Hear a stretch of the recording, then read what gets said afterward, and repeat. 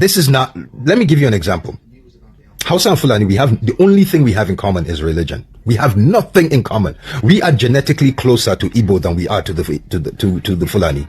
We are genetically closer to Tiv people, to Skafanchan people from southern Kaduna than we are to Fulani. We are this makes no, we have to divorce these people. We have to show the rest of Nigeria that we stand with them. We have stood with Fulani for long. What has Fulani done for us? They are Hello and what's up, guys? In this video, things are getting serious in the north, and what you are about to hear has shocked many Nigerians. A young Hausa man has come out boldly, saying something most people never expected to hear publicly.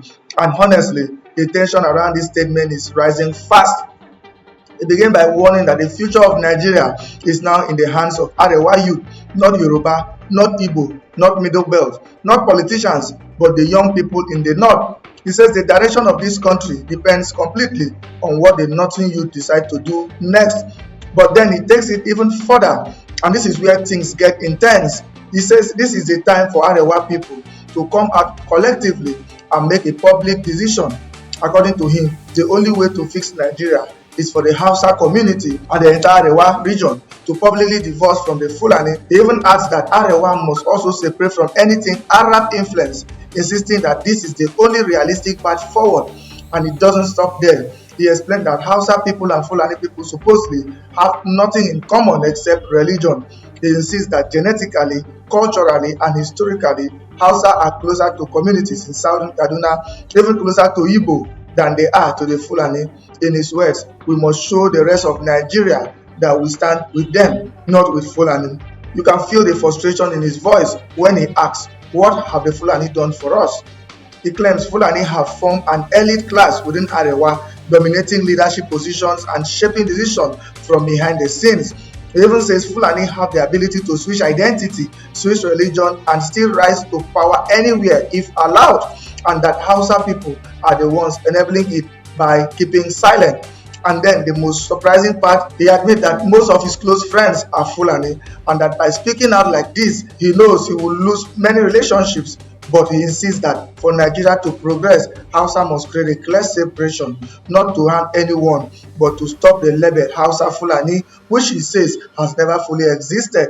He argues that Fulani speak Fulfudi, Hausa speak Hausa, and that genetically Fulani align more with North Africa, while Hausa align with West Africa. And until Nigerians see Arewa making that break publicly, he believes the country will not move forward. Guys, this is a very bold, very emotional argument, and it's already generating major reactions online. Guys, I will let you watch this video for yourself so you can see exactly what I'm talking about. Also, don't forget to like, share, and subscribe to this channel if you haven't already done so. Take a look, guys, and remember to share your thoughts after watching. Hausa youth, young Arewa, the future of Nigeria is in your hands, wallahi.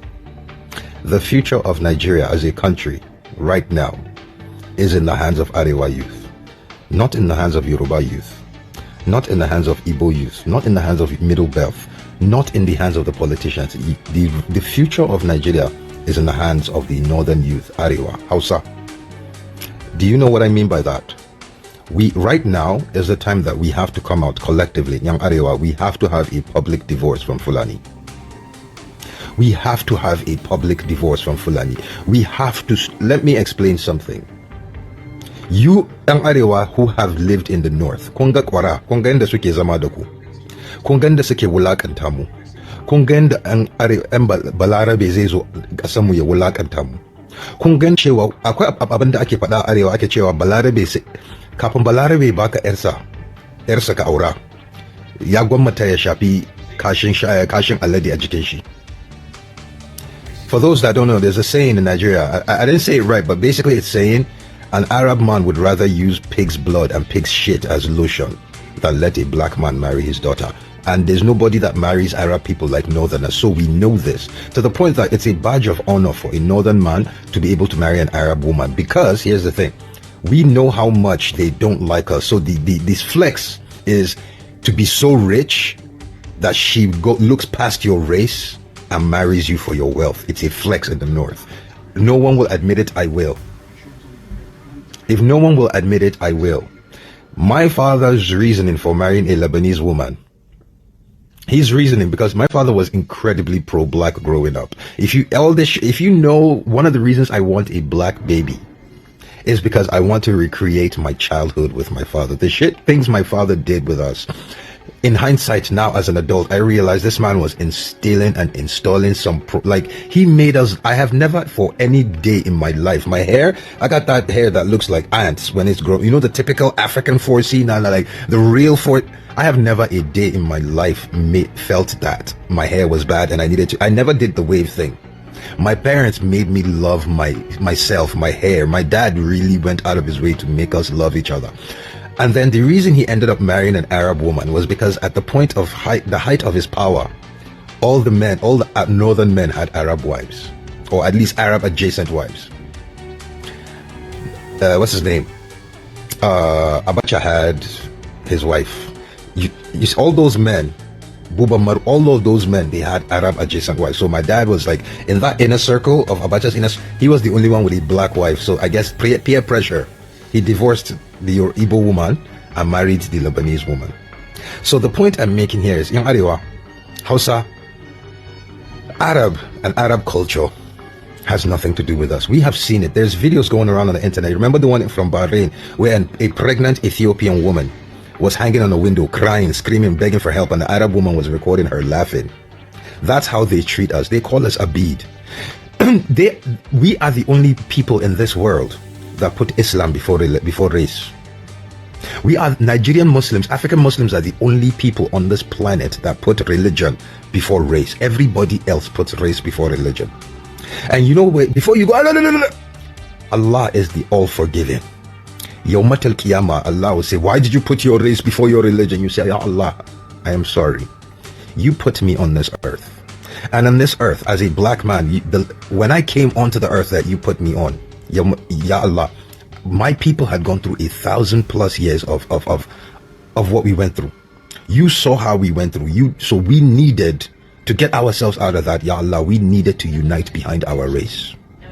If I am wrong, forgive me. If I am not, it is what it is. But let me tell you, I am black before I am Muslim, any day of the week.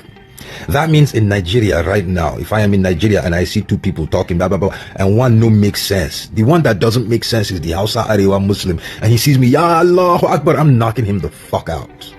If I see an Igbo man and a Hausa man arguing and the Hausa man doesn't make sense and he's trying to use Islam as an excuse, I'm knocking him the fuck out.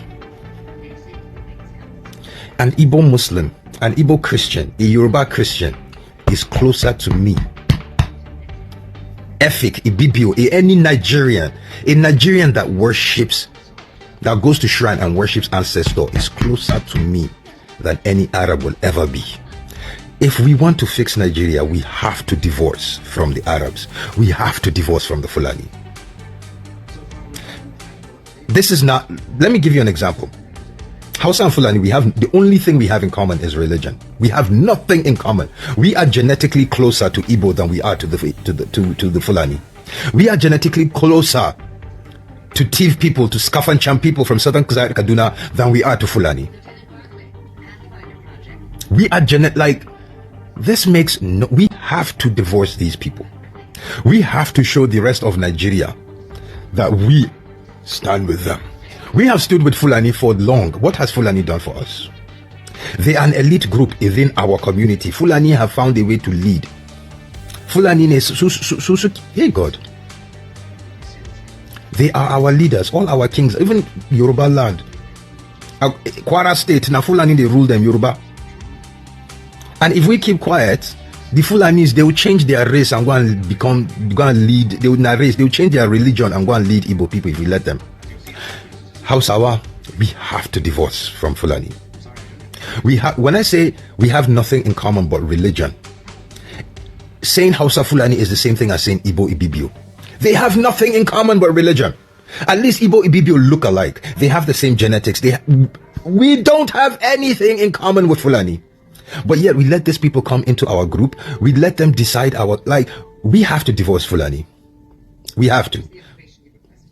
It's funny because recently met someone, she's Fulani, and she actually cooked for me yesterday, gave me a whole week's worth of food. But she kept going, there's some good Fulani among us. So I mean, yeah. It's hard to say, but as a collective, the weirdest part about this is majority of my friends in Nigeria are actually Fulani, but not Hausa. That is the weirdest part. Majority of my friends in Nigeria are Fulani. So I'm saying this now knowing I am going to lose friends, but we have to get rid of Fulani friends. We have to divorce. We don't have to get rid of them, but we have to divorce. When they say Hausa Fulani, cut that shit off. There's no Hausa Fulani. Fulani are Fulani. They speak full day. We are Hausa. We speak Hausa. Fulani's genetics is North Africa. Hausa's genetics is West Africa. We have nothing in common. So if we want Nigeria to move forward, right, the moment Igbo, Yoruba, and the other tribes see Hausa start divorcing Fulani, wallahi, we will see progress in Nigeria.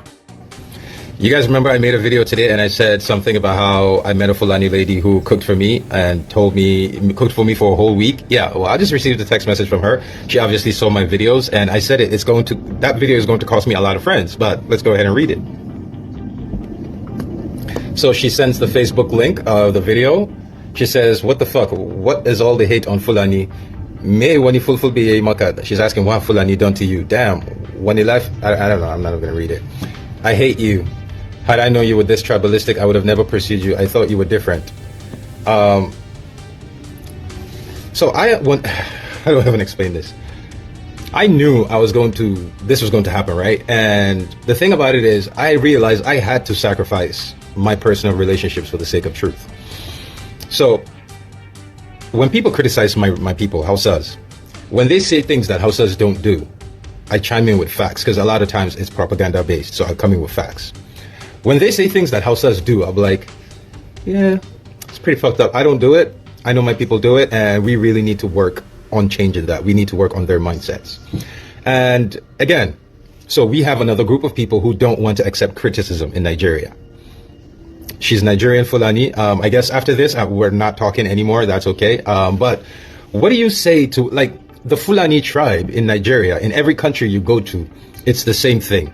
They are Fulanis, and Jews have that in common.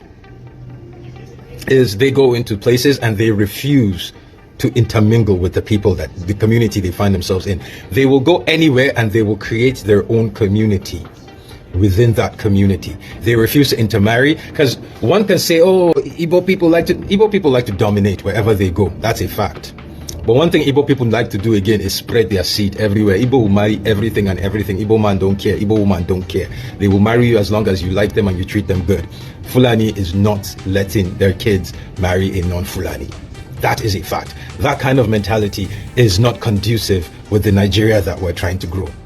The Fulani mentality in Nigeria, if you notice in Nigeria, the people who are more aligned with their religion in Nigeria are Fulanis. That mentality cannot work in the Nigeria we're trying to create. That mentality works perfectly in the Nigeria that white people want us to have. Calling it out is not hatred. I'm sorry you hate me. It is what it is. But listen, I know I had to sacrifice my personal relationships for the truth, but the truth is, it has to. It has to change. A lot of things have to change. If Fulani are not willing to change, then we need to cut them out. It's that simple. You're either going to join us or you find your way. It's that simple. And if that means I am tribal, it is what it is. Every tribe in Nigeria have their issues. Hausa, again, when I'm criticizing my tribe, Hausa, nobody has an issue with it.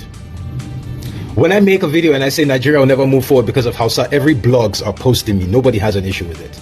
I'm sorry you feel this way. It is what it is. Thank you for the food. It was really amazing. I really had the chicken last night for dinner. But it is what it is.